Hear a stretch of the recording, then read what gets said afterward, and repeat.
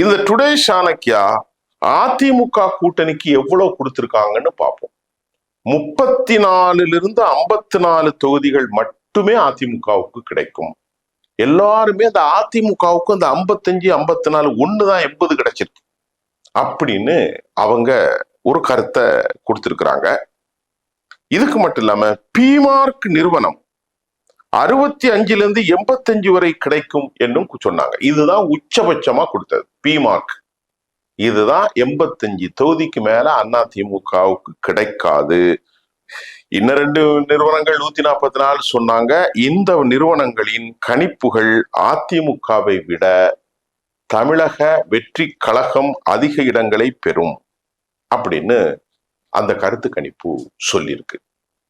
இப்ப அந்த கருத்து கணிப்புல தமிழக வெற்றி கழகம் டுடே சாணக்கியாவின் கணிப்பின்படி தாவேகா 52 74 சீட்டு.